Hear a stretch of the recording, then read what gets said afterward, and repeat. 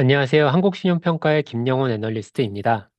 오늘은 글로벌 무역질서 재편과 관련하여 자동차와 2차 전지 산업에 미치는 영향에 대해서 발표하도록 하겠습니다. 먼저 자동차 업종입니다. 발표를 시작하면서 올 한 해 있었던 트럼프 행정부의 자동차 관련 주요 이벤트들을 정리해 보았습니다. 트럼프 대통령은 2025년 1월 20일 취임 이래 미국 우선주의 무역 정책에 서명하면서 전방위적인 관세 부과를 예고하였고, 이후 멕시코, 캐나다 등에 대한 국가별 관세와 철강, 알루미늄, 자동차 등 품목별 관세 부과를 포함한 다수의 행정명령에 서명한 바 있습니다. 이 중 자동차는 4월 3일부터, 엔진 등 자동차 핵심 부품은 5월 3일부터 25% 관세가 적용되었습니다. 7월 말 한미 관세 협상이 합의되어 우리나라 자동차 관세율이 유럽, 일본과 동일한 15%로 결정되었습니다만, 아직까지 관세율 조정 행정명령은 시행되지 않고 있는 모습입니다.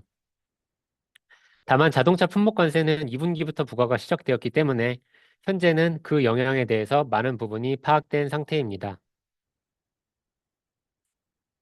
네, 그러면 자동차 품목관세가 미국 내 자동차 산업에 어떤 영향을 끼쳤는지에 대해 설명드리겠습니다. 미국은 자국 자동차 수요의 상당 부분을 해외에서 수입하는 구조입니다. 미국에서 판매하는 차량에 대한 현지 생산 여력을 살펴보면 업체별로 차이는 있지만 대략 30에서 50% 정도 판매량 대비 생산량이 부족한 걸 확인하실 수 있습니다. 미국 내 선두업체인 GM과 토요타도 미국 생산 물량을 미국에서만 판다고 가정하여도 각각 36%, 46%가 부족합니다. 결국 트럼프 정부의 관세는 업체별로 차이가 있긴 하지만 업권 전반의 실적 저하 요인입니다. 특히 관세 부과로 인한 원가 상승 중 일부는 소비자에게 전가될 것으로 보이며 결국 미국 내 완성차 수요 위축으로 이어질 수 있습니다. 좌측 그래프를 보시면 현대차 기아의 현지 생산 능력은 2024년 기준 경쟁 업체들에 비해 다소 낮은 편입니다만, 작년에 준공된 메타플랜트의 생산 능력을 반영하면 산업 평균 수준과 비슷한 정도입니다. 또한 저번 주에 있었던 현대차 CEO 인베스터 데이에서 2028년도까지 20만 대 증설 계획을 확정하면서 중장기적으로는 산업 평균 이상의 대처 능력을 확보할 것으로 예상됩니다. 따라서 관세 노출 비중은 점차 감소할 것으로 보입니다. 이러한 상황에서 자동차 관세의 구체적인 비용 부담에 대해 알아보겠습니다. 국내 대표 완성차 업체인 현대차 기아의 2025년 2분기 관세 부담은 각각 약 8천억 원으로 관세로 인해 합산 영업이익률은 약 2.1%포인트 감소하였습니다. 우호적인 환율 효과와 친환경차 판매 확대에도 불구하고 전체 매출의 40% 이상을 차지하는 미국 시장의 관세 영향으로 인해 이익 창출력이 다소 약화된 건 사실입니다. 7월 말 한미 협상에서 국내 생산 자동차의 관세율이 25%에서 15%로 하향 조정하는 걸로 합의하면서 관세로 인한 손실 규모는 추후 감소할 것으로 예상됩니다. 그러나 아직 3,500억 불 대미 투자에 대한 구체적인 방안에 따른 협상 지연으로 관세 발효에 대한 행정명령이 지연되고 있어 구체적인 적용 시점은 불확실성이 존재하는 상황입니다. 네, 한편 2분기 완성차 업체들의 실적을 비교하면 미국 내 생산 비율이 낮은 국내 기업의 관세 영향이 클 것이라는 당초 예상과는 다르게 현지 생산 비중이 높은 업체들의 실적 저하폭이 큰 것이 특징입니다. 특히 미국 빅3 중 GM 포드는 영업이익 감소폭이 컸고 스텔란티스는 적자 전환하였습니다. 해당 업체들의 실적 저하는 아직 25% 관세를 적용받는 캐나다, 멕시코 등 인접 지역에서 수입하는 비중이 상대적으로 크고, 또한 미국 내에서 철광과 알루미늄에 대한 품목 관세 등으로 원자재 가격이 너무 올라 전반적인 생산 원가가 상승한 영향으로 보입니다. 업체들의 실적 감소폭을 보면 피어 대비 이익 창출력이 우수한 현대차, 기아와 토요타의 수익률 감소가 상대적으로 작게 나타났습니다. 결국 트럼프의 관세 부과로 인한 승자는 없습니다. GM, 토요타, 혼다 등 주요 업체의 생산 시설이 있는 멕시코, 캐나다의 경우 관세율이 조정된 한국, 일본, 유럽과는 다르게 아직 관세 협상이 진행되고 있어 25%의 관세를 부담하고 있습니다. 해당 지역은 미국, 멕시코, 캐나다 무역 협정에 따라 원산지 규정을 충족하는 부품 등에 대해서 관세를 유예하고 있으나 트럼프 대통령의 성향을 봤을 때 이러한 협정 또한 변동 가능성이 큰 상황입니다. 또한 앞서 말씀드린 바와 같이 관세를 피해서 미국에서 생산하더라도 상호 관세 영향으로 인건비라던가 원자재 가격 등 미국 내 생산 원가가 전반적으로 올라가 있어 완성차 업체의 비용 부담은 상당할 것으로 보입니다. 이렇게 미국의 관세로 완성차 업체들의 실적이 저하되는 가운데 중국 업체의 급성장은 글로벌 자동차 산업의 또 다른 위험 요인입니다. 중국 업체들은 정부의 적극적인 지원에 힘입어 전기차 판매량이 크게 늘어났고 이 과정에서 전기차 스타트업 브랜드가 급속도로 성장하였습니다. 오른쪽 2025년 상반기 글로벌 완성차 판매 순위를 보시면은 현대차, 기아가 3위에 랭크돼 있긴 하지만 6위에 비아디, 8위에는 지리 자동차가 등극하는 등 내수 시장을 바탕으로 중국 업체의 글로벌 시장 지위가 크게 제고된 모습입니다. 연간 글로벌 자동차 수요는 9천만 대에서 9,500만 대 수준으로 팬데믹 이전보다 크게 성장하지 못하고 있는 상황을 감안할 때 이러한 중국 신규 업체들의 성장은 결국 기존 업체들의 판매량 파이를 잠식할 수밖에 없습니다. 따라서 자동차 산업의 경쟁 강도는 앞으로 더욱 심해질 전망입니다. 네, 이러한 상황에 대응하기 위해 현대차 기아는 하이브리드와 다각화된 지역 포트폴리오 등 강점에 집중할 것으로 보입니다. 좌측 그래프를 보시면 현대차 기아의 하이브리드 판매량과 전체 판매량에서 차지하는 비중은 지속해서 상승 중입니다.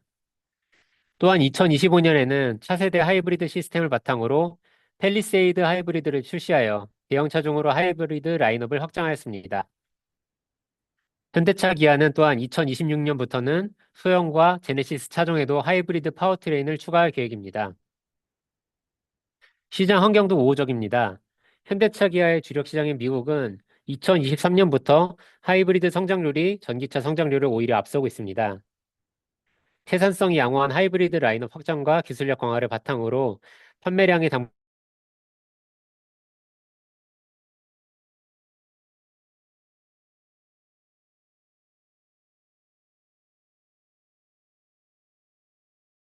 당겨도 현대차 기아의 주요 경쟁력입니다.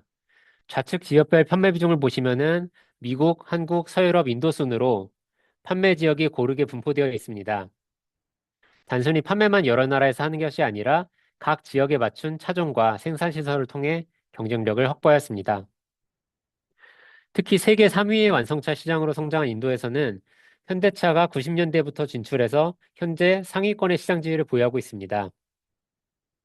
인도는 수입산 자동차의 관세가 70%로 매우 높아 현지 생산 시설이 부재한 중국 업체는 추가로 진출이 쉽지 않은 지역입니다. 2024년 11월에는 현대차 인도법인이 현지 주식시장에 상장하여 투자 자금을 확보한 바 있으며 이를 바탕으로 올해 말 인도 제3공장이 가동될 예정입니다. 인도 시장의 현지화 전략을 바탕으로 가운데 합산 실적을 보시면은 매출도 지속적으로 성장세이며 수익성도 양호한 편입니다. 한편 현대차 그룹은 올해 초에 미국에 대한 대규모 투자를 발표한 바 있습니다. 미국 투자에는 메타플랜트 증설과 제철소 건설, 그리고 로보틱스 등 미래산업에 대한 투자가 포함되어 있습니다. 현재 메타플랜트의 생산 대수는 30만 대이나 추가 투자를 통해 2028년 50만 대까지 증설할 계획입니다. 증설이 완료되면 총 120만 대의 생산 여력을 갖추게 되면서 이는 작년 미국 판매량의 70% 정도를 커버할 수 있는 물량입니다. 중장기적으로 미국 내 생산 비중이 늘어나면서 관세 노출 영향을 줄일 것으로 예상됩니다.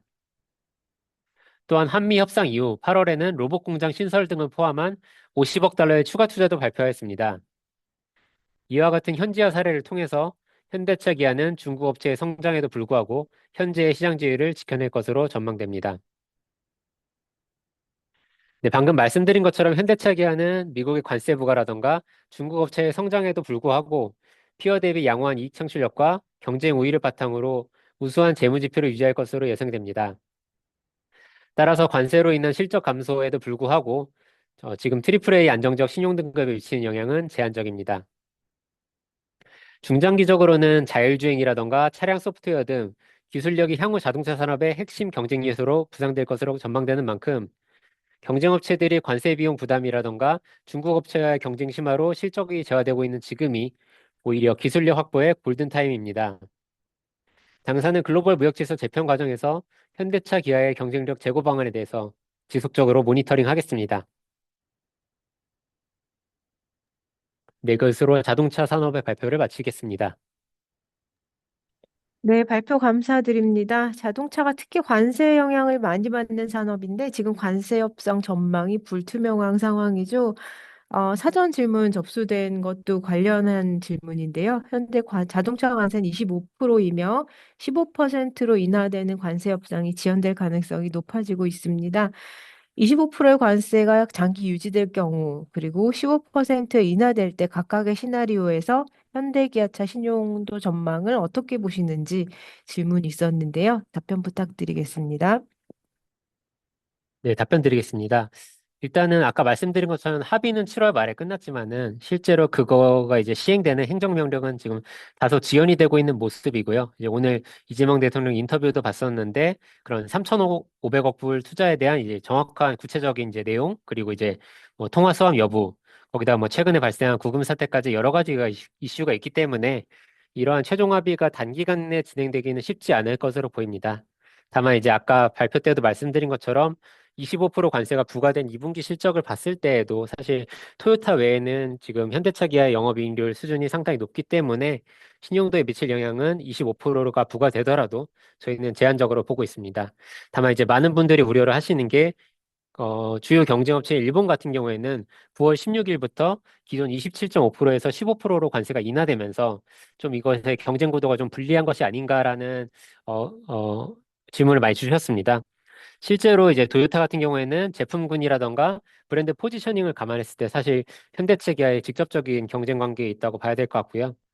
다만 이제 현재까지는 토요타의 평균 판매 가격이 현대차 기아보다 조금 높았는데 이제 관세 격차가 지속되면은 토요타가 아무래도 상대적으로 양호한 이익 창출력을 바탕으로 해서 이제 그런 시장 점유율 확대 전략을 펼칠 경우에 현대차 기아의 좀 영업 환경의 부담 요인으로 작용할 수 있을 것으로 보고 있습니다.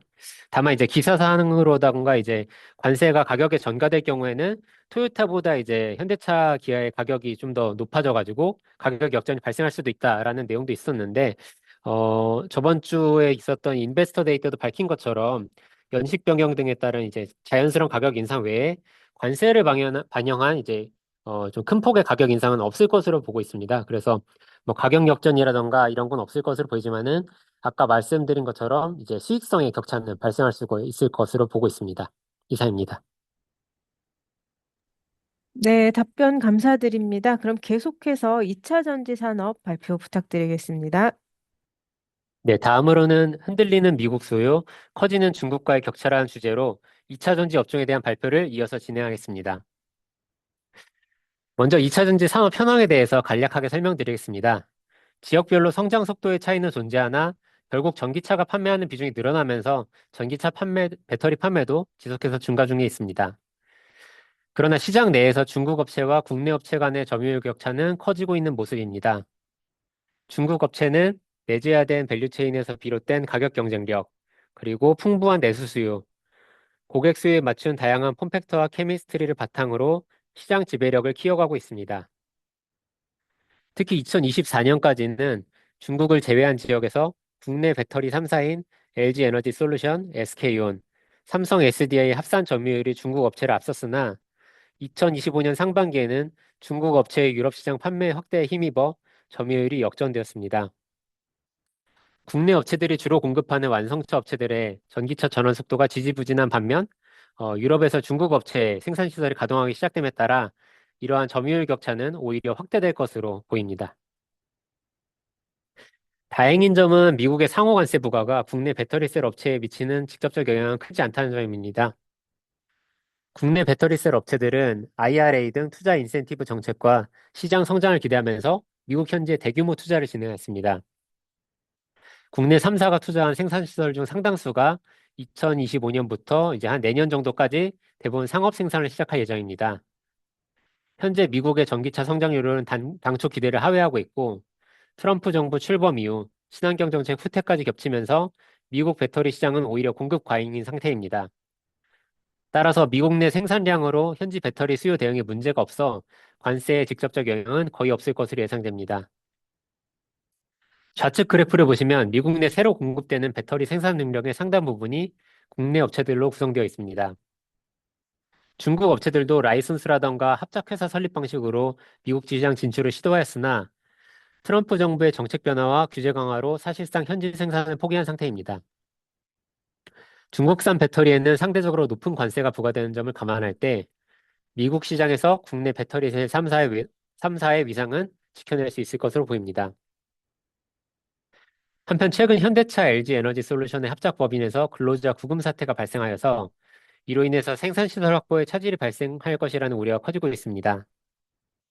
현대차 그룹에서 밝힌 바에 따르면 근본 이슈로 한 2개월에서 3개월 정도 사업 지연은 불가피할 것으로 보입니다. 그러나 앞서 언급드린 대로 미국 시장은 지금 공급 과잉 상태이기 때문에 공사 지연이 되더라도 이것이 이제 LG엔솔의 판매 실적에 미칠 영향은 크진 않을 것으로 보고 있습니다. 다만 셀업체와 다르게 국내 양극재 및 동박업체 등 소재업체의 경우 한국 공장에서의 생산 비중이 매우 높은 편입니다. 현재 미국에 투자가 진행되고 있는 생산시설도 거의 없기 때문에 배터리 셀 업체들도 어쩔 수 없이 원재료의 대부분을 미국의 지역, 특히 이제 국내에서 수입해야 하기 때문에 관세 부과로 원가가 상승할 것으로 보고 있습니다.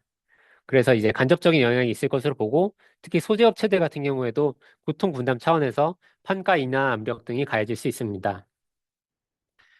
미국 시장은 건설비 및 인건비 수준이 타 지역 대비 높기 때문에 단기간 내 생산 시설의 이전이 어려울 것으로 보여가지고 업체들 대부분이 또 이제 실적이 최근에 저조한 상태입니다. 그래서 투자 여력도 제한적이어서 당분간 관세의 간접 영향을 피하기는 어려워 보입니다.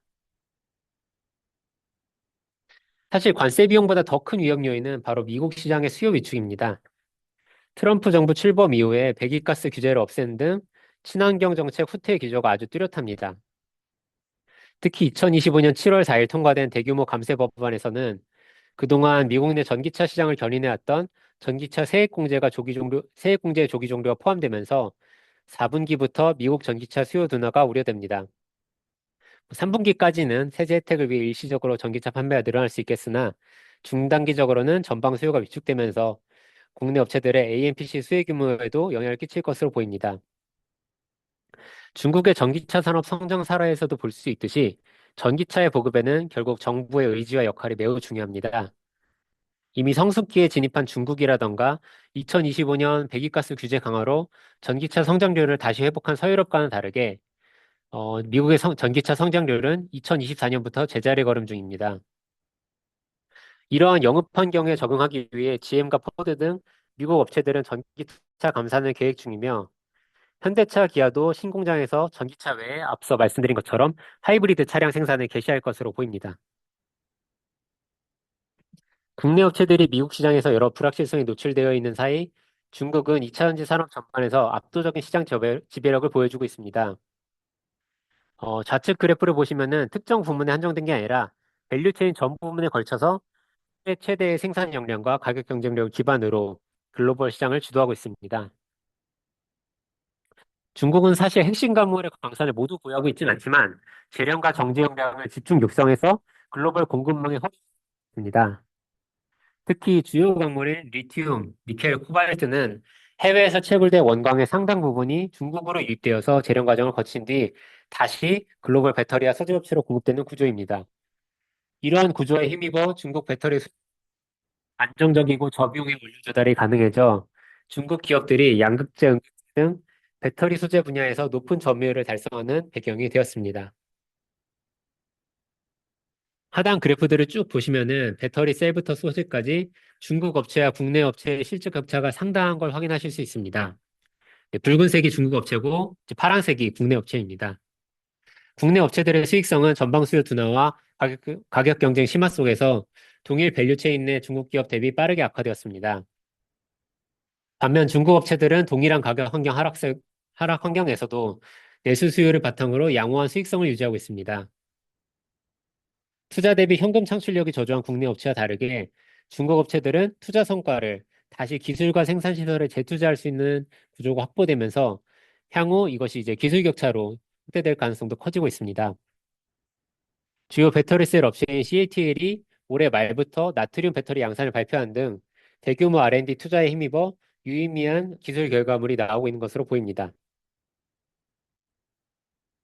중국의 강점인 풍부한 내수 수요와 주요 광물 확보는 국내 업체가 단기간 내 극복하기 쉽지 않습니다. 따라서 현재 상황에서는 국내 업체들만이 갖출 수 있는 경쟁력 확보가 중요하다고 보여집니다. ESS로의 확장은 국내 2차 전지 산업이 차별화된 경쟁력을 확보하는 기회가 될 수 있습니다. ESS는 에너지 저장 장치의 약자이고요.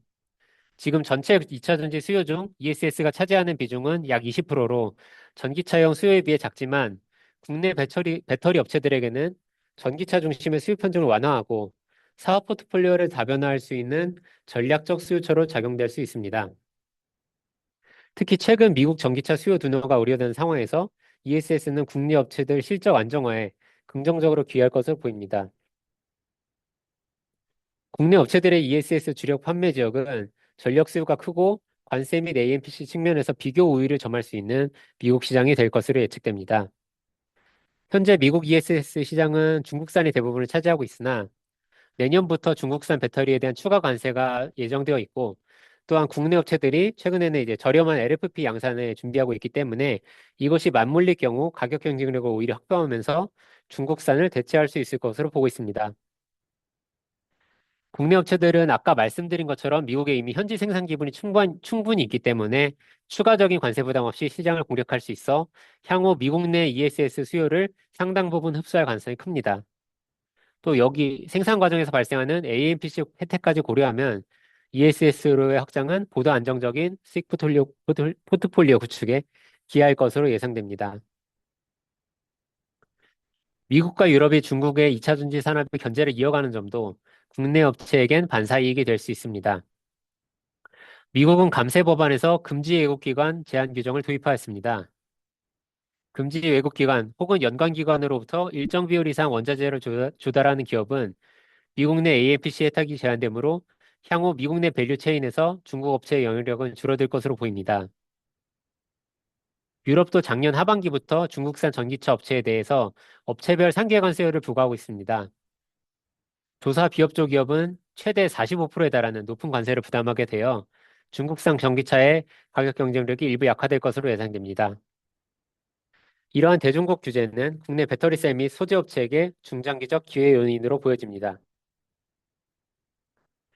물론 이러한 반사이익이라던가 ESS를 확장해도 불구하고 현재 비우호적인 영업 환경이 개선되기는 쉽지 않습니다. 배터리셀은 4분기 이후 미국 시장 수요 감소로 인해 실적 저하가 우려됩니다. 이를 대비하기 위한 기술 개발도 진행되고 있으나 이미 차입금이 과중한 상태로 자원의 효율적 배분을 통해 현재 위기 상황을 극복해야 될 것으로 보입니다. 당사는 각사별로 ESS 성과, 그리고 계열사 합병 등 실적 방어 전략에 대해 모니터링하여 신용 등급에 반영할 계획입니다. 소재 업체의 경우 실적 전망이 더 부정적입니다. 미국 관세에 대한 직접적 영향에 노출되어 있으며 중국 업체와의 격차를 줄이기도 사실상 어렵습니다. 또한 셀업체와 다르게 AMPC 등 수익 보완 요소도 제한적입니다. 현재 많은 소재 업체들이 유동성과 재무 안정성이 약화된 상태이므로 적자가 지속되면 신용도 하방 압력이 커질 것으로 예상됩니다. 따라서 당사는 2차 정지 산업 전망에 대한 불확실성이 큰 상황을 감안하여 향후 산업 전망, 분기 실적 리뷰 등을 통해 2차 전지 산업 현황을 시장과 적극적으로 소통하도록 하겠습니다. 이상입니다. 네, 발표 감사드립니다. 2차 전지 관련해서는 업황 전망에 관한 질문이 많이 접수되었는데요. 네, 의견 부탁드리겠습니다. 네, 발표 때도 말씀드렸지만은 일단 4분기부터 미국 시장 수요 둔화가 좀 우려되고요. 그리고 친환경 정책의 부정적인 트럼프 행정부가 사실상 이제 올해부터 시작했기 때문에 단기간 내 미국 수요 회복은 쉽지 않을 것으로 보입니다. 그리고 이제 더불어 아까도 말씀드렸지만은 유럽 시장에서도 가격 경쟁력을 앞세운 중국 업체의 점유율이 확대되고 있기 때문에 당사는 이제 2026년에도 2차 전지 업체들의 실적 반등에는 불확실성이 좀 크다고 보고 있습니다. 다음에 이제 장기적인 관점에서는 결국에 이제 자율주행 기술 발전에 따른 수요 증가라던가 로보택시 보급, 그리고 저가형 전기차의 공급 확대로 인해서 전기차 시장의 침투율은 점차 늘어날 것으로 보이고, 아까 말씀드린 것처럼 미국 시장에 이미 진출해 있던 이런 생산 시설을 바탕으로 셀업체의 경우에는 장기적으로는 안정적인 현금 흐름 확보가 가능할 것으로 보고 있습니다. 실적 흐름 자체는 소재 업체들도 비슷하게 따라할 것으로 보이는데, 문제는 소재업체 같은 경우에는 유동성 및 재무 구조가 더 열리한 상태이기 때문에 아까 말씀드린 LFP로의 확장이라던가 이 과정에서 차입 부담이 가중될 경우 신용도에 대한 하향 압력이 확대될 수 있습니다. 이제 종합하자면은 2026년까지도 업황 개선은 좀 어려울 것으로 저희는 보고 있습니다. 네, 감사합니다. 네, 다음으로는 반도체 산업 발표 진행하겠습니다. 미국 중심의 공급망 재편에 대비한 재무 여력과 고부가 제품 경쟁력 확보가 중요한 시기라는 주제로 김정훈 수석 발표 부탁드립니다. 네, 안녕하세요. 한국신용평가 김정훈입니다. 최근 메모리 산업 주요 이슈인 관세, 그리고 미국의 대중국 규제, HBM 경쟁 심화 세 가지 주제를 중심으로 말씀드리겠습니다. 먼저 관세에 대해 말씀드리겠습니다. 최근에 그 반도체에 대한 풍목별 관세가 계속 지연되면서 불확실성이 확대되고 있는데요. 특히 지난주에는 트럼프 대통령이 마진이 높은 반도체는 자동차 관세율이 25%보다 높은 관세를 부과할 가능성을 언급하면서 불확실성이 재차 확대된 상황입니다. 하지만 현재로서는 반도체에 대해서 고율 관세가 부과될 가능성은 크지 않고 설령 관세가 현실화되더라도 충격을 줄이기 위해 점진적으로 도입될 것으로 보고 있는데요. 이유는 미국 내 반도체 생산 비중이 매우 낮기 때문입니다. 그래서 왼쪽 그래프에서 보시듯이 10나노 미만의 첨단 로직 반도체 미국 생산 비중이 1% 미만이고 디램과 낸드도 3%에 불과합니다. 그 자국 빅테크 기업의 비용 부담을 고려하면은 현실적으로 고율 관세 부과가 어려울 것으로 보고 있습니다. 그리고 만약에 관세 부과가 발표되더라도 자국 빅테크 기업의 기술 리더십을 유지하는 것과 비용 부담을 줄이는 것이 중요하기 때문에 실제 적용은 낮은 수준에서부터 점진적으로 이루어질 걸로 봐서 전반적으로 관세에 따른 단기 충격이 생각보다 크지 않을 수 있을 가능성을 보고 있습니다. 또한 오른쪽 표에서 보시듯이 국내 업체가 미국 현지 투자를 확대하고 있는 점도 관세 관련 불확실성을 완화시키는 요인으로 보고 있습니다. 한편 IT 제품에 대한 관세 발표도 미뤄지고 있는 상황인데요. 만약 IT 제품에 관세가 부과될 경우에는 IT 제품 가격이 인상되면서 소비가 둔화되고 메모리 수요도 간접적으로 축소될 우려가 있습니다. 하지만 현재로서는 관세로 인한 수요 둔화 영향은 단기적으로 크지 않을 가능성이 있는 걸로 보고 있는데요. 왼쪽 그래프는 그 주요 빅테크들의 캐펙스 투자인데 아시다시피 AI를 선점하기 위해서 빅테크들의 투자가 지속 확대되고 있기 때문에 관세로 뭐 IT 제품 가격이 상승하더라도 기업 수요는 견고할 걸로 보고 있습니다. 그리고 오른쪽 그래프는 미국의 전월 대비 소매 판매 증가율인데요. 당초에는 관세로 인해서 소비 심리가 약화될 거라는 우려가 있었는데 최근 3개월 연속 소매 판매가 증가하는 모습입니다. 이처럼 소비 심리가 예상외로 강하고 또 관세가 물가에 전이되는 강도가 낮고 또 시차도 아직까지는 꽤 긴 걸로 이렇게 해석을 하고 있어서 관세가 부과될 경우에도 수요 둔화한 영향은 단기적으로 크지 않을 걸로 보고 있습니다. 하지만 관세를 협상 카드로 활용하는 미국 정부의 현지 투자 압박은 지속될 걸로 보고 있는데요. 우선 왼쪽 그래프를 보시면 미국 내 반도체 생산 능력 변화를 추정한 내용인데 2032년에는 갈색으로 표시한 10나노 미만의 첨단 반도체 중에서 28%가 미국에서 생산될 걸로 예상됩니다.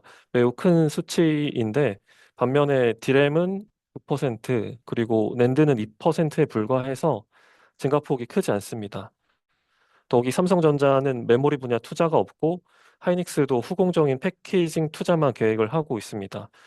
이게 트럼프 대통령의 정책 의도가 첨단 반도체 제도 기반을 미국에 확대하고자 하는 건데 이런 트럼프의 정책 의도를 충족시킬 수 있는지 불확실한 상황이라서 대미 투자 압박이 지속될 걸로 보고 있습니다.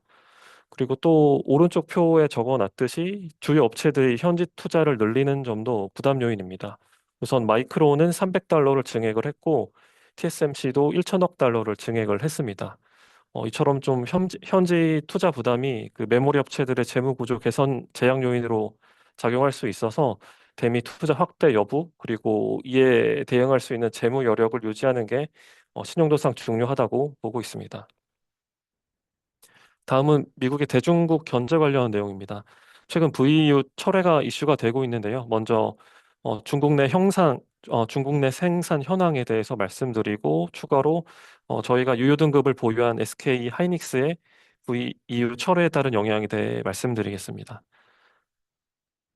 네, 우선 VEU는 일정한 보안 요건을 충족하는 경우에 별도 허가 절차 없이 미국산 장비를 중국에 반입할 수 있도록 하는 예외적인 지위인데요. 만약에 VEU가 철회되면은 중국의 신규 장비나 심지어 교체 장비도 반입하기가 어려워져서 생산 차질이 발생할 수 있고 중국 팹의 레거시화 속도도 빨라지게 됩니다. 따라서 중국 팹 익스포저가 중요한데요. 왼쪽 그래프를 보시면은 하이닉스가 디램의 41% 그리고 낸드의 24%를 중국에서 생산하고 있고 삼성전자는 낸드의 44%를 중국에서 생산하고 있습니다.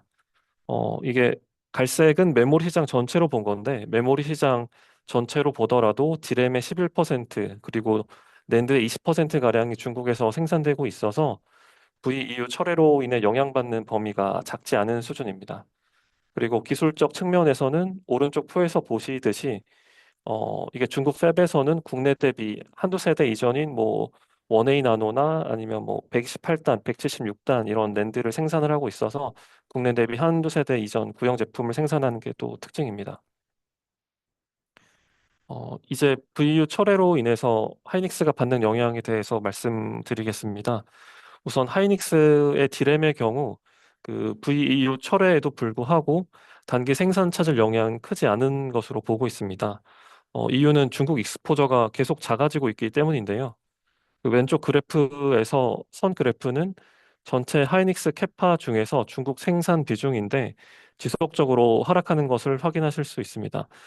이거는 그 미국의 대중국 규제가 트럼프 1기 때부터 지속돼 왔기 때문에 중국은 현상을 유지하고 국내는 첨단 공정 중심의 캐파를 지속적으로 확대한 영향입니다. 거기 하이닉스는 중국 우실팹에서 올해 말까지 원웨이 나노 공정 전환을 추진을 해왔는데 현재 상당 수준 전환이 완료된 것으로 파악이 됩니다. 따라서 이렇게 VEU 철회로 인해서 장비 반입 제한 영향이 드램은 크지 않을 걸로 보고 있습니다. 그래서 뭐 오른쪽 그래프를 보시면 약간 정리 성격인데 2026년에는 원웨이 나노까지 생산 가능한 중국 우시팹의 캐파 비중이 34%로 추정이 되는데 하이닉스가 2026년 전체 디램 중에서 원웨이 나노 이상의 구형 공정 생산 비중은 45%라서 중국 캐파 비중을 상회할 걸로 예상됩니다. 따라서 장비 반입이 제한되더라도 디램은 26년까지 중국 팹을 충분히 활용할 수 있을 걸로 보고 있습니다. 낸드의 경우 같은 경우에는 VEU 철회 영향이 디램보다는 클 걸로 보고 있습니다. 왼쪽 그래프에서 선 그래프가 하이닉스 중국 대련 팹의 생산 비중인데 디램이 하락하던 것과는 달리 낸드는 증가를 하고 있습니다. 이유는 대련 팹에서는 AI 서버 등에 활용되는 대용량 SSD를 주력으로 생산하고 있어서 투자가 증가하는 영향인데요. 따라서 VEU 철회로 장비 반입이 제한돼서 당초 계획된 캐파 확장에 어려움을 겪을 수 있을 걸로 보고 있습니다. 그리고 오른쪽 그래프는 중국 대련 팹의 선단 공정 전환 추이인데요. 25년 1분기 기준으로 갈색으로 표시된 192단 생산 비중이 32%에 불과합니다. 그 하이닉스는 192단 전환을 추진을 해왔던 걸로 파악이 되는데 원웨이 나노 전환이 상당히 완료된 디램과 달리 낸드의 경우는 전환 속도가 비교적 느린 상황입니다. 따라서 업그레이드 제동으로 인한 레거시화가 디램보다는 빠를 걸로 보고 있습니다. 그리고 본문 네 번째 꼭지점에 적어 놓은 부분도 이슈인데요. 하이닉스는 그 중국 대련 팹에서 기업용 SSD 생산량을 확대할 의무가 있습니다. 만약 중국 내 생산량 확대가 어려워질 경우에는 중국 경쟁 당국이 하이닉스의 과징금 부과 등의 조치를 취할 수가 있어서 관련 리스크가 현실화되는지 여부도 점검할 필요가 있는 걸로 보고 있습니다. 어, 이렇게 단기적으로 영향은 뭐 디램은 작다 이렇게 말씀드렸는데 2027년부터는 디램과 낸드 모두 중국 팹 레거시화 부담이 가시화될 가능성이 있는 것으로 보고 있습니다. 이게 중국 팹 기술 업그레이드가 제약은 되는데 업계의 테크 전환은 계속되기 때문인데요. 왼쪽 그래프에서 보시듯이 27년에는 업계 전반적으로 원웨이 나노 이상의 구형 D램 생산 비중이 3분의 1 미만으로 떨어질 걸로 예상됩니다. 그리고 마찬가지로 오른쪽 낸드의 경우에도 2027년에는 보라색으로 표시된 그 192단 비중이 20% 수준으로 떨어질 걸로 보입니다.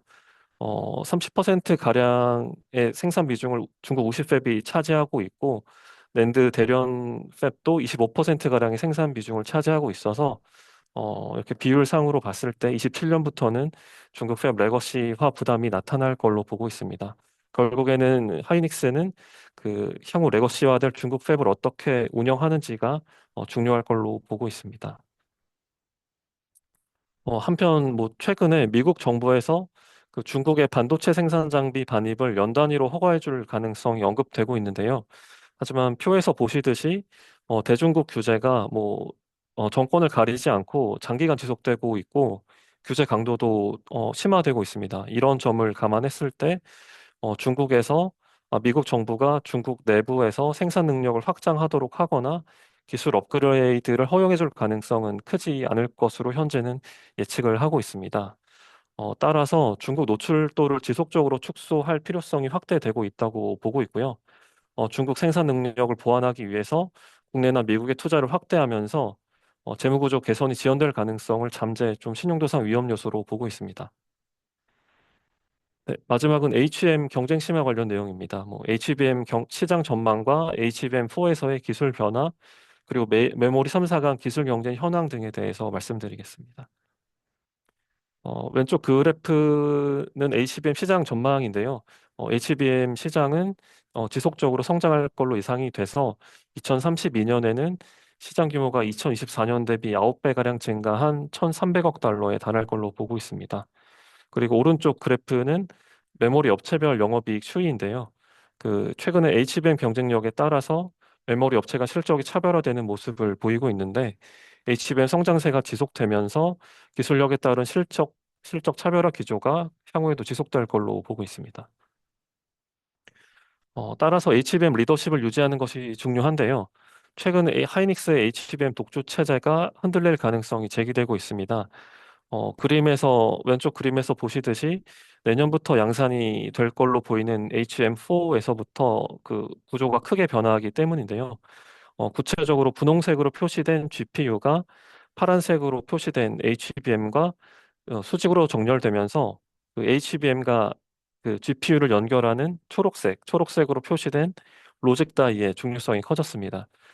그래서 뭐 쉽게 비유를 하자면 로직 다이가 이전에는 GPU와 메모리를 연결하는 통로 역할만 수행하다가 HBM4에서부터는 두뇌 역할을 수행하게 됐다고 보시면 됩니다. 더욱이 오른쪽 표에서 보시듯이 메모리 3사 간 로직 다이를 만드는 공정이 상이합니다. 삼성전자는 4나노를 자체 파운드리로 하고 있고 하이닉스는 TSMC의 12나노 외주를 할 계획이고 마이크론은 로직 다이를 자체 디램 공정으로 할 계획입니다. 그리고 디램 공정 노드도 삼성전자는 1C 나노, 하이닉스와 마이크론은 1B 나노로 할 계획이라서 적용 기술이 상이하기 때문에 HM4에서부터 업체 간 성능 수율 원가 수준이 상이할 걸로 예상이 되고 따라서 이런 상이한 성능 하에 H, 어, 엔비디아 인증을 누가 먼저 받는지가 중요한 상황입니다. 그래서 현재 HBM 인증이나 양상 관련해서 구체적인 내용을 저희도 확인을 할 수는 없는데 단기적으로는 하이닉스가 우위에 있는 걸로 보고 있습니다. 그래서 첫 번째 이유로는 왼쪽 표에서 보시듯이 하이닉스가 뭐 3세대 HBM인 HBM2E부터 지속적으로 엔비디아의 인증 및 양산 우위를 선점해 왔기 때문인데요. 또 최근에 하이닉스가 가장 먼저 HBM4 양산 체제 구축을 발표한 점을 봤을 때 단기간에 HBM 리더십이 저하될 가능성은 크지 않은 걸로 보고 있습니다. 그리고 두 번째 꼭지에 적어놨는데 두 번째 요인도 그 하이닉스가 이전 세대 HBM에서 우위를 점하게 했던 요인이었던 MR 머프 방식이 그 HBM4에서부터 적용이 가능한 것도 그 하이닉스의 단기 우위를 점치는 요인입니다. 그리고 마지막으로 세 번째 꼭지에 적어놨는데 그 최근에 엔비디아에서 HBM4 요구 조건을 상향시킨 것도 하이닉스의 유리한 조건으로 보고 있습니다. 구체적으로 엔비디아는 인풋 아웃풋 스피드, 즉 읽고 쓰는 속도 조건을 상향했는데요. 이 I/O 스피드에는 로직 다이 성능이 중요하게 작용을 하는데 아까 이전 페이지에서 마이크론은 베이스 로직 다이를 자체 생산한다고 말씀드렸는데 아무래도 파운드리에 맡기지 않고 자체 생산을 하다 보니까 상향된 조건을 만족시키기 위한 난이도가 증가했을 걸로 보고 있습니다. 따라서 HBM4가 초기 물량을 선점할 가능성이 높다고 보고 있습니다. 하지만 오른쪽 그래프에서 보시듯이 향후에는 뭐 엔비디아의 공급망 다변화 정책과 기술 격차 축소 가능성 등을 감안했을 때 점유율이 변동할 가능성도 높을 것으로 보고 있습니다. 네. 마지막으로 그 HBM 경쟁 심화 관련해서 신용도상 중요하게 보고 있는 요인은 그 HBM 공급 약정 단기화 여부입니다. 왼쪽 그래프는 메모리 시장 매출의 전년 동기 대비 증감률인데요. 아시다시피 메모리 여팡은 선생산 후판매 구조여서 매우 높은 변동성을 보이고 있고, 이거는 신용도 개선 제약 요인으로 작용해 왔습니다. 하지만 보시듯이 2024년부터는 상당 기간 플러스 증가율, 파란색인 플러스 증가율을 유지할 걸로 예상되는데, 이거는 HBM이 사전 1년의 사전 물량을 받고서 그에 맞춰서 증설하는 구조를 가지고 있기 때문입니다. 만약에 HBM이 경쟁이 심화되거나 공급 초과로 인해서 수주 성격이 약화되는 경우에는 업황 변동성이 다시 심화될 수 있고 이거는 다시 메모리 업체들의 신용도 개선 제약 요인으로 작용할 수도 있어서 이 부분을 좀 중요하게 보려고 하고 있습니다. 네, 네, 마지막은 이제 하이닉스 신용도 관련 내용인데요. 하이닉스는 관세 영향이 단기적으로 크지 않을 걸로 보이고 또 HBM 리더십 단기 우위도 점쳐지는 만큼 2025년과 2026년에 35조 원 내외 영업이익을 예상하고 있고 또 재무구조 개선 추세를 이어갈 걸로 보고 있습니다. 그래서 당사는 오른쪽 표에 기재된 요인들을 점검을 해서 신용도를 판단할 계획입니다. 네.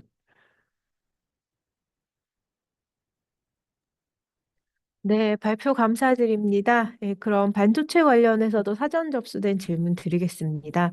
국내 반도체 업체 매출 중 어느 정도를 품목별 관세 적용 대상으로 봐야 하나요? 그리고 우리나라에서 미국에 직수출하는 비중이 낮고 반도체는 IT 제품의 중간재로 쓰이는데 품목별 관세 영향이 작은 건 아닌지, 그리고 관세가 수익성에 미치는 영향 이외에 다른 영향은 어떤 점이 있을지 질문 주셨습니다.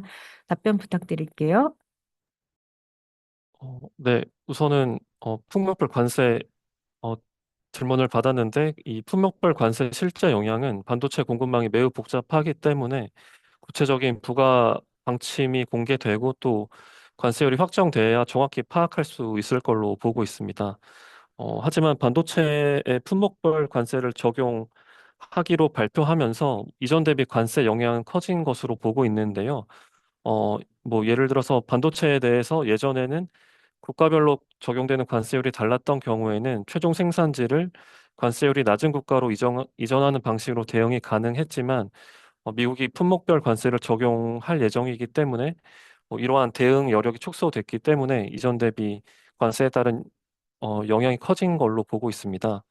또 주요 수요 제품인 IT 제품에 대해서도 높은 수준의 품목별 관세 도입이 예정돼 있는데 IT 제품 수요가 위축이 되면은 반도체 판매 물량 감소나 수요 업체의 단가 인하 요구 등으로 인해서 메모리 업체의 수익성 하방 요인도 더 커질 수 있을 걸로 보고 있습니다.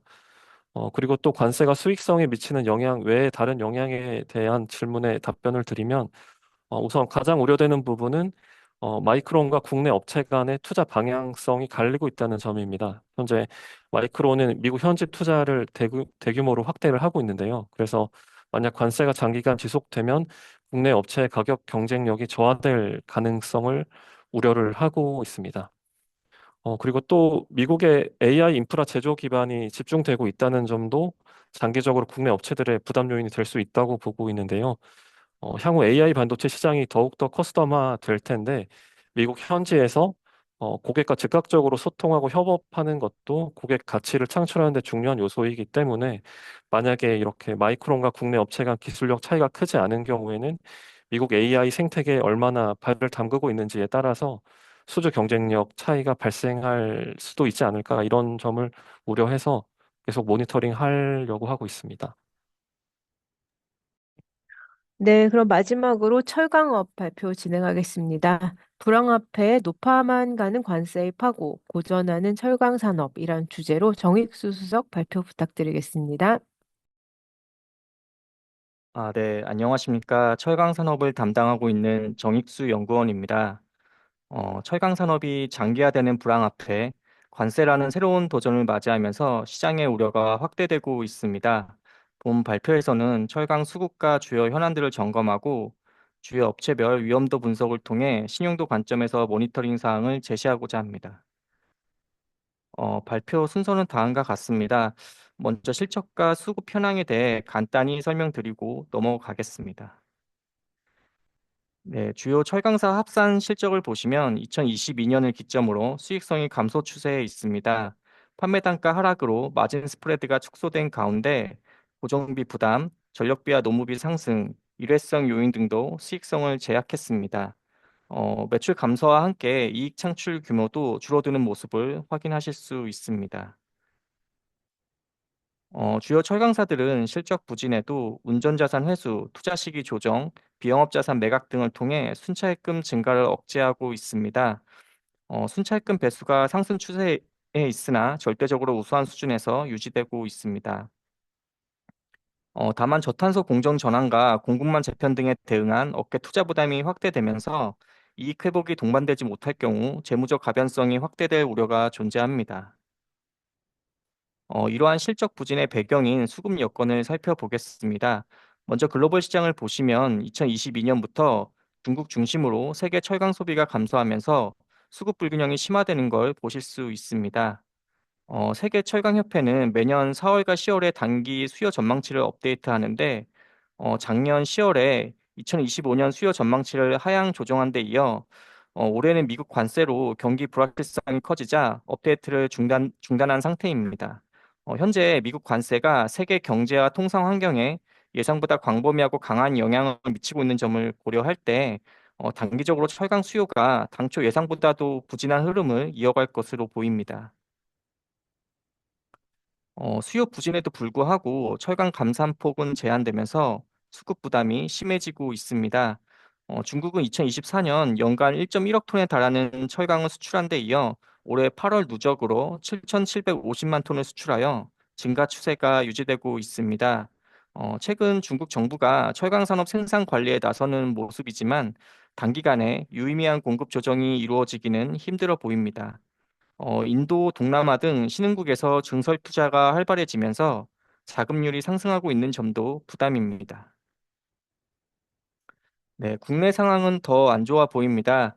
2024년 철강 내수가 4,800만 톤에 못 미쳐 2010년 이래 최저 수준을 기록했습니다. 지속된 건설 경기 침체와 수출 산업들의 미국 관세 위험 노출 등 전방 산업 여건을 고려할 때 올해도 역성장이 이어질 것으로 예상됩니다.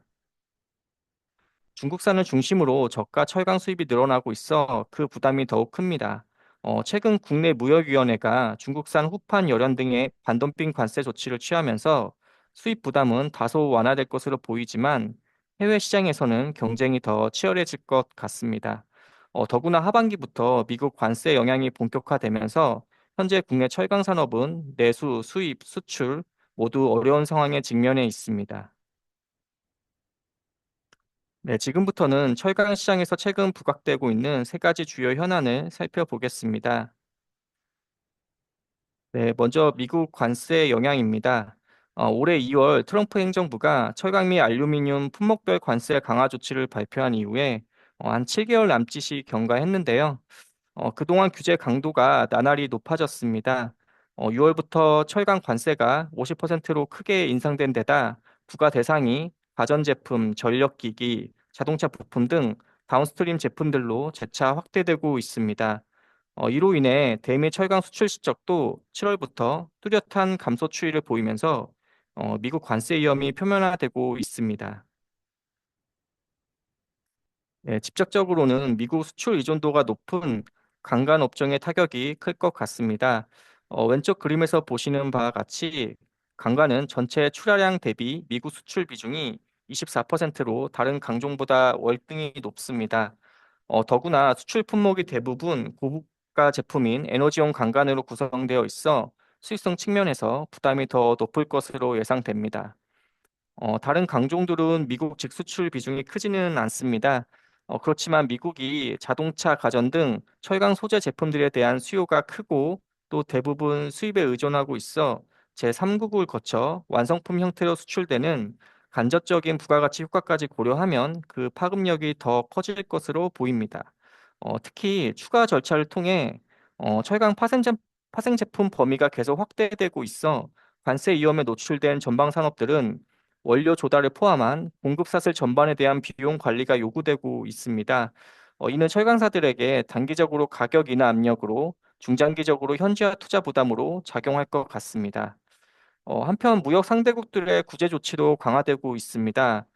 유럽, 인도 등에 이어 최근 멕시코도 자유무역 협정을 맺지 않은 국가를 상대로 철강을 포함한 품목들의 최대 50% 관세를 부과한다는 내용을 검토하고 있다고 알려졌습니다. 보호무역 기조가 강화되면서 국내 철강사들은 미국을 대체할 수요처를 확보하기도 마땅치 않은 상황입니다. 네, 두 번째 현안으로 중국 철강 산업의 구조조정 가능성을 살펴보겠습니다. 중국 철강 수요가 부동산 경기 침체로 장기간 부진한 흐름을 이어가면서 세계 공급 과잉의 주 요인이 되고 있습니다. 첨단 제조업 육성과 내수 안정화라는 중장기 성장 모델도 미국의 강경한 견제에 가로막혀 현재 중국 경기 회복이 지연되는 상황입니다. 상당 기간 중국 철강 수요 회복을 기대하기 힘든 상황에서 최근 시장은 회복이 실마리로서 중국 철강 산업의 공급 개혁에 관심이 모아지고 있습니다. 네, 실제 2025년 들어 중국 정부가 철강 업종 생산 관리에 대한 의지를 여러 번 내비치고 있습니다. 3월 양회에서 국가발전개혁위원회가 철강 생산량을 감축하겠다고 발표한 이후 5월부터 중국의 누적 조강 생산량이 감소세로 전환되었습니다. 또 7월에는 중앙정치국 회의에서 무질서한 경쟁과 철강을 포함한 중전 산업의 과잉 생산을 관리하겠다는 내용을 밝힌 바 있으며 또 8월에는 공업정보화부가 생산 능력 관리 강화와 노후 설비 폐쇄 등의 내용을 포함한 2025-26년 중국 철강 산업 성장 안정화 계획을 수립하기도 했습니다.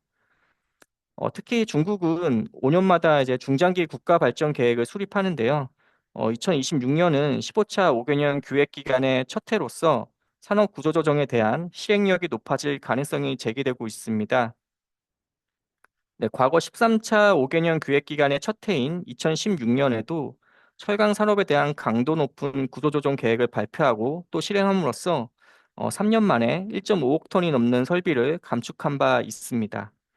다만 최근 중국의 부진한 경제 상황과 약화된 국가 재정 여력 등은 구조조정 실행에 걸림돌이 될 수 있습니다. 산업 구조조정 과정에서 수반되는 대규모 비용 유발과 고용 저하, 산업 위축 등이 중국 경제에 추가적인 부담이 될 수 있기 때문입니다. 한편 중국 구조조정이 현실화되더라도 긍정적으로만 바라볼 수는 없을 것입니다. 단기적으로 역내 수급 개선에 기여하겠지만 중장기적으로 인수합병을 거친 중국 철강사들이 대형화, 고도화 등을 통해 질적 성장을 이룬다면 국내 철강 산업 경쟁력에 큰 위협이 될 수 있습니다. 마지막으로 국내 사업 축소와 해외 확장의 투트랙 전략을 전개하고 있는 국내 철강 산업에 대해 살펴보겠습니다. 국내 철강업은 과거 침체기를 겪으면서 수차례 인수합병을 거쳐 현재의 높은 상위 집중도를 이루고 있습니다. 현재 국내 열연 시장은 포스코와 현대제철이 양분하고 있고 냉연 시장은 포스코, 현대제철, 동국 CM, KG스틸 이렇게 4개사가 80% 수준을 점유하고 있습니다. 또 철근과 현강 시장도 현대제철, 동국제강, 한국철강, 대한제강 등 소수 전기료 제강사가 70에서 80%를 점유하는 구조입니다. 이렇듯 우수한 상위 집중도와 2010년대 이후 지속적인 설비 합리화 작업에도 불구하고 국내 철강 산업은 다시 한번 구조조정 흐름에 당면하고 있습니다. 내수 성장이 한계에 봉착한 동시에 공급망 재편과 저탄소 전환 요구 등으로 세계 철강 시장의 지형이 변하고 있기 때문입니다. 네, 과거 2016년에도 국내 정부는 기업활력 제고 특별법의 시행을 통해 철강 산업의 자율적인 구조 조정을 유도한 바 있습니다. 그 직후인 2017년과 현재를 비교했을 때 네, 오른쪽 그림에서 보듯이 2024년 대다수 강종에서 초과 설비율이 다시 증가한 점을 확인할 수 있습니다. 증설 투자의 영향보다는 내수나 수출 수요가 크게 감소함에 따라 초과 설비 압력이 다시 높아졌다고 판단할 수 있겠습니다. 네, 특히 봉용강유와 강간유가 상승폭이 두드러지면서 보다 근본적인 체질 전환이 필요해 보입니다. 동시에 최근 주요 철강사들은 해외 투자에도 적극적인 모습을 보이고 있습니다. 잘 아시다시피 현대제철은 미국 루이지애나주에 전기료 제철소 건설 투자를 진행 중이고 포스코도 인도와 미국 상공정 건설에 공동 투자자로 참여하고 있습니다. 네, 세아제강 지주는 영국 티스사이드에 대규모 모노파일 공장을 최근 완공하였고 세아베스틀 지주는 미국의 특수화금 생산 시설을 짓고 있습니다. 국내 철강 산업이 처한 현 여건을 고려할 때 해외 투자는 지속 가능한 성장을 위한 불가피한 선택으로 보여집니다. 다만 상당 기간 철강 업체들의 재무적 부담으로 작용할 전망이기 때문에 현재 병행 중인 자구안과 국내 사업 구조 조정을 기반으로 신속히 투자 재원을 확보하고 체질 개선을 이뤄내는 것이 중요해 보입니다.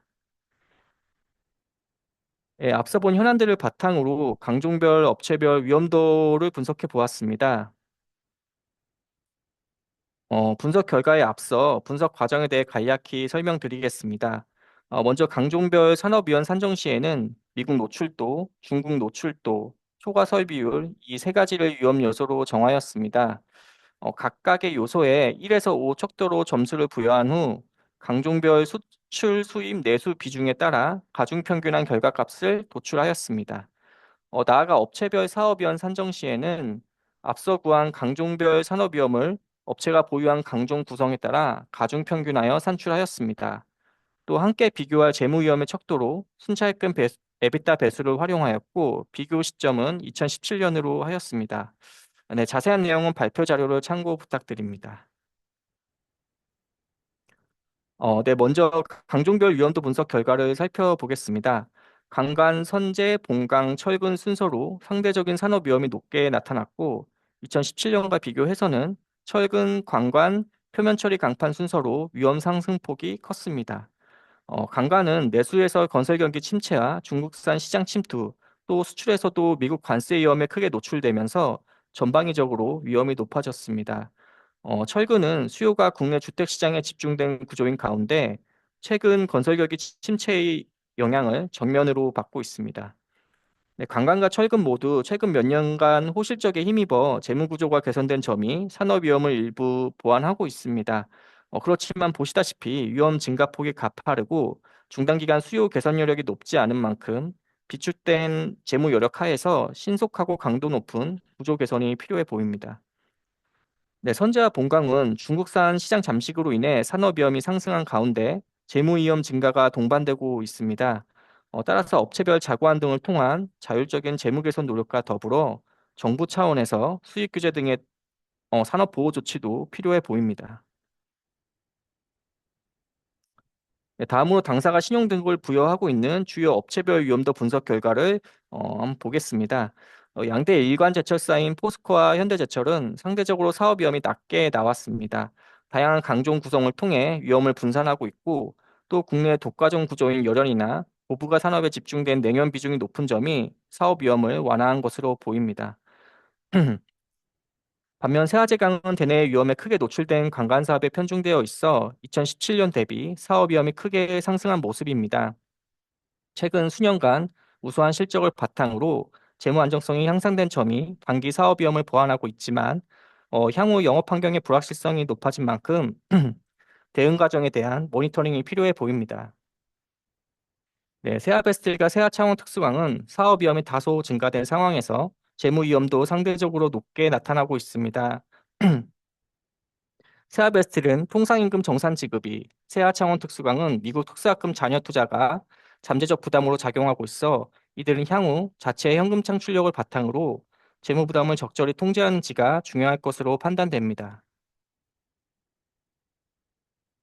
마지막으로 주요 철강 업체별 신용도상 중점 모니터링 사항은 다음과 같습니다. 시간 관계상 세부 내용은 발표 자료 참고 부탁드립니다. 이상으로 발표를 마치겠습니다. 네, 감사드립니다. 네, 그 철강 관련해서 질문드리겠습니다. 포스코, 현대제철 등 상위 업체들은 업황이 좋지 않음에도 불구하고 아직까지는 이익을 잘 내고 재무 구조도 유지되고 있는 것 같습니다.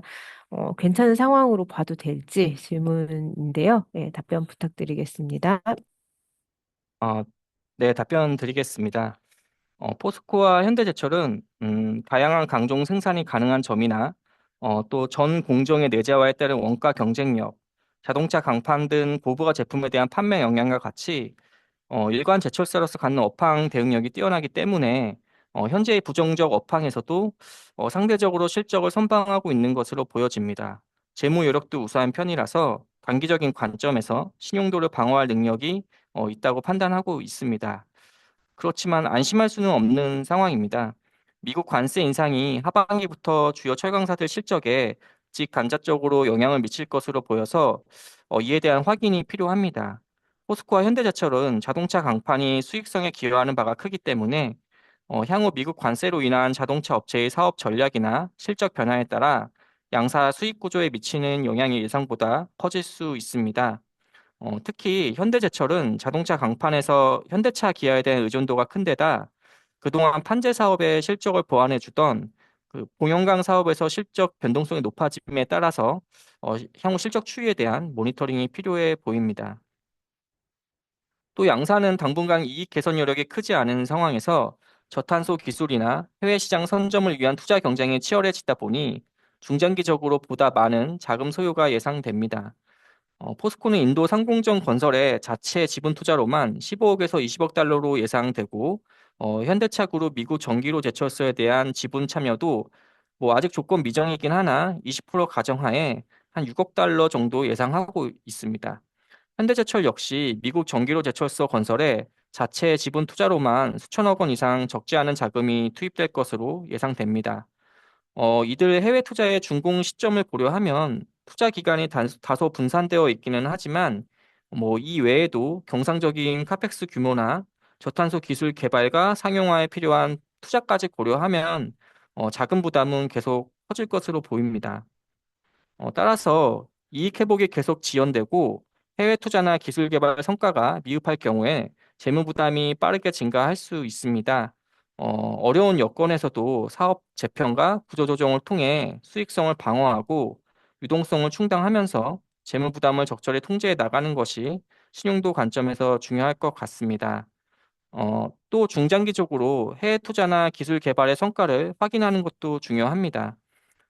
주요 투자처로 부상하고 있는 인도나 미국 시장은 현재 지금 해외 철강사 간 현지화 투자 경쟁이 활발하지만 경기 상황에 따라 수요 성장이 이를 따라가지 못할 수도 있고 또 적식성을 놓칠 경우 경쟁 우위에서 밀릴 수도 있습니다.